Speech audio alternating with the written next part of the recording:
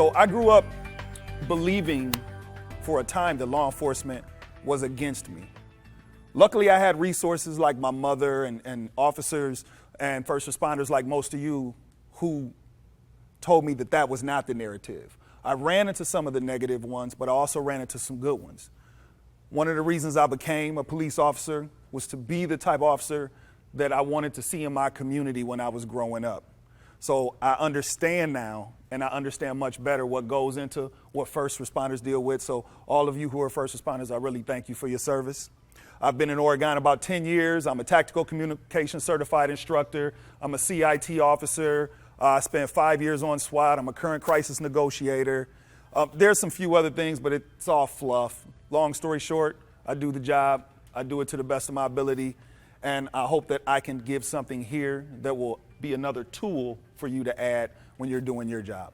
Dr. Payne's work really kind of started with a focus on education. And my wife is an educator, retired educator, and she asked me to go with her to see Dr. Ruby Payne talk about a framework for understanding poverty. And she said, I want you to go with me to this seminar, and this is what it's about. And I said, absolutely not. I do not want to go. This is going to be nothing but tree hugging, kumbaya stuff. I don't want to go. But you know how you stay married for 40 years?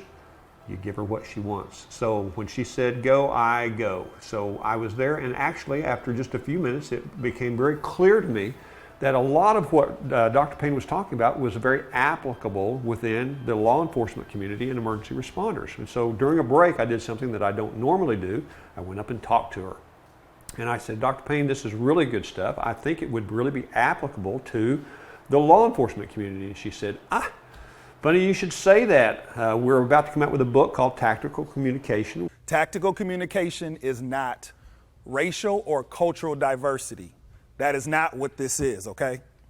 Tactical communication is not kumbaya. I'm not telling you to sit in a circle and just sing good songs, okay? Tactical communication is not hug a thug. We are not here to tell you to excuse criminal or bad behavior. That's not what we're offering. What tactical communication is, it is a real opportunity. It is an opportunity to build relationships with the community that we serve. Because let's just be honest, one of the reasons first responders do this is because we feel a connection to duty and service to our community. It's a chance for us to recognize areas where there is bias, whether it's bias from us or whether it's bias from the communities that we serve, and to understand, oh, this is the best way to address that. Opportunity to learn about de-escalation. And it's an opportunity, not least, but in my opinion, very high, to preserve life, preserve and save life.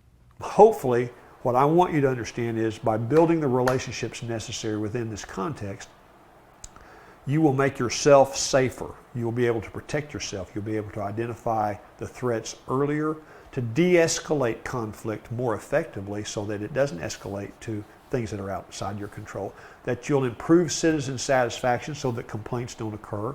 No one likes to get complaints about their work. And that overall, both sides look and go, you know, it's not perfect, but we're working toward the same thing and we're trying to do the best that we can. And maybe that helps relieve a little bit of the stress that you're under.